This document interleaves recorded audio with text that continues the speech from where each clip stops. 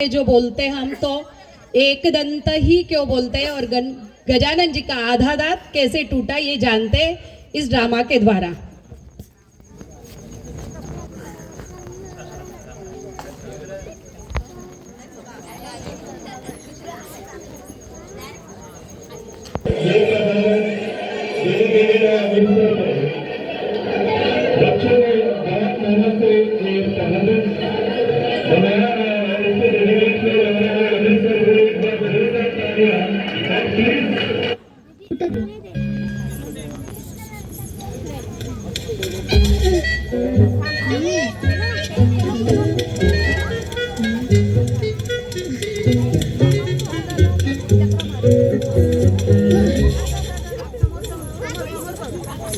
माताश्री, बड़ी जोर से भूख लगी है, कुछ खाने को दो ना।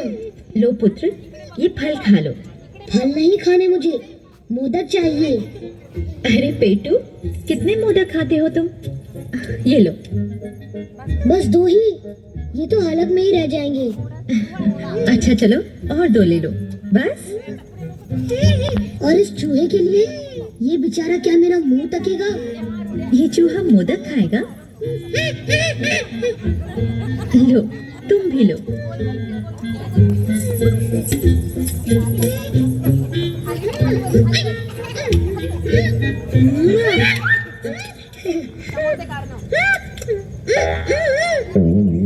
मूषक जी, तुम फल खाओ, लड्डू खाकर मोटे हो गए तो दौड़ नहीं पाओगे। आओ, तुम्हें एक तमाशा दिखाता हूँ।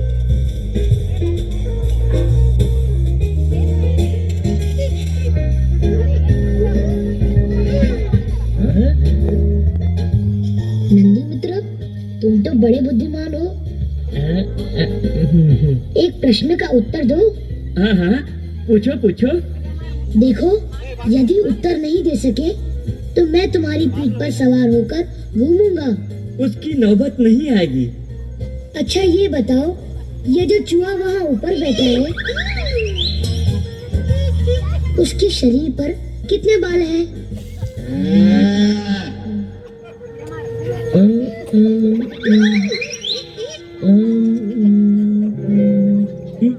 मुझे तो नहीं पता, तुम बता सकते हो? बिल्कुल बता सकता हूँ, इसके शरीर पर 10,000 करोड़ बाल हैं। कैसे? तुम्हें विश्वास नहीं होता तो गिन लो।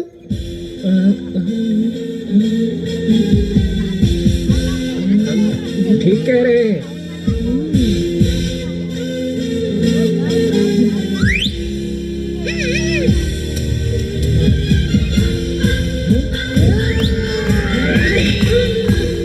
नंदी की पीठ पर से उतर जाओ गणेश जी। वो आपके पिताश्री को छोड़कर और किसी को अपनी पीठ पर नहीं बैठने देता। गणेश, ये क्या हो रहा है? शोर मत मचाओ। तुम्हारे पिताश्री योग ध्यान में लीन हैं। उनकी साधना में विघ्न पड़ेगा। जो आज्ञा माँ। और उनकी चीजों को मत छेड़ा करो, वो बहुत क्रोधित हो जाते हैं।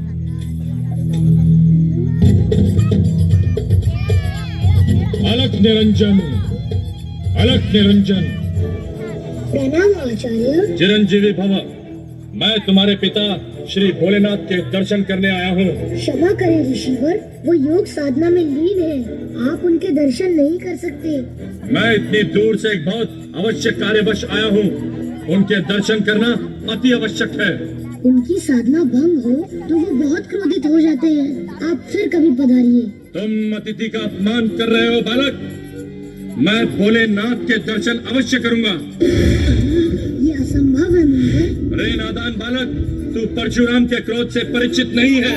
मैं धमकियों से नहीं डरता मुनिवर, उचित यही होगा कि आप प्रस्थान करें। घोर अपमान! आज तक देवताओं में भी इतना साहस नहीं हुआ जो मेरा मार्ग रोके। आपके अहंकार का सामना करने का साहस है मुझ में। आगे मत बढ़िए।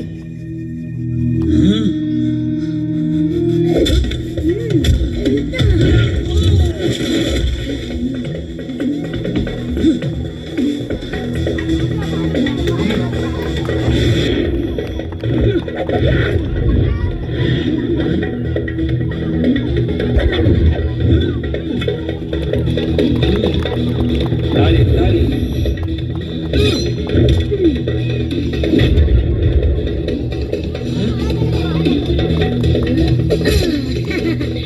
बहुत साहसी है ना तू बालक, अब मेरा प्रहार सहन कर।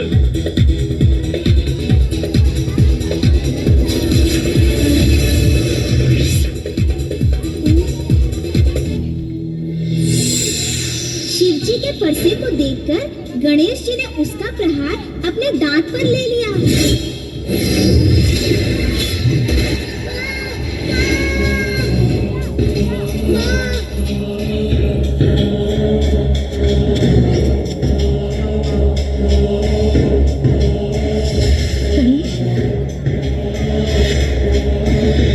परशुराम, क्षमा करें भोलेनाथ, क्षमा करें।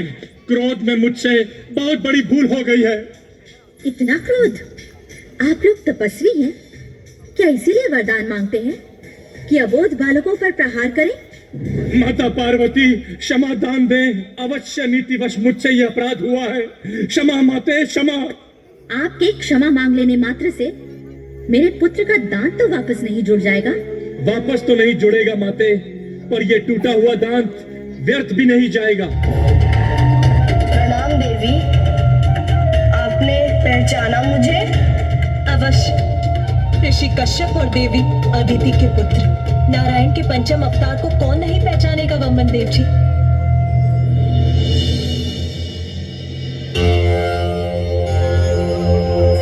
प्रणाम वामन देव जी, आपकी महिमा से कौन नहीं परिचित, जिन्होंने अपने 3 पग में ही संपूर्ण ब्रह्मांड को नाप लिया था। नियति को कोई कैसे टाल सकता है? आज जो हुआ उसी में इस संसार का, आपके पुत्र गणेश का और परशुराम जी का कल्याण छिपा है। कल्याण? कैसा कल्याण? गणेश एक ही दंत से पूर्णता पा सकते थे, इसलिए उनका दांत टूटा।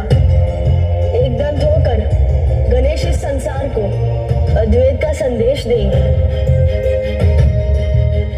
उनके इस रूप से इस संसार को ज्ञात होगा कि परमेश्वर एक ही है। इसके लिए परशुराम जी से उत्तम और कौन हो सकता था? माता, ये तो महागणपति की ही लीला है।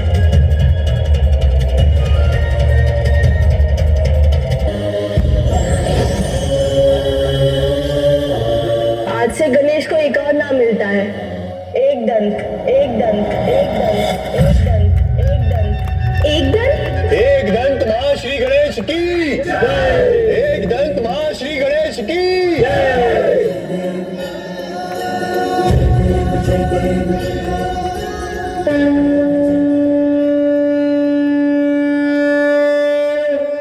जय देव जय देव जय देव जय देव जय देव जय देव जय देव जय देव। एक दंत दयावंत चार भुजाधारी, मस्तक सिंदूर सोहे मूस की सवारी। एक दंत दयावंत चार भुजाधारी, मस्तक सिंदूर सोहे मूस की सवारी। जय देव जय देव जय देव जय देव जय देव जय देव जय देव जय देव जय देव जय देव जय देव जय देव जय देव जय देव जय देव। काय झाल्या पाहिजे? अतिशय छान असं आजचे नाटक झालेलं आहे। श्री गणेशांना एकदंत का म्हटलं जातं त्या विषयावर आपण या ठिकाणी पूर्ण उत्तर आपल्या समोर उभं राहिलेलं आहे।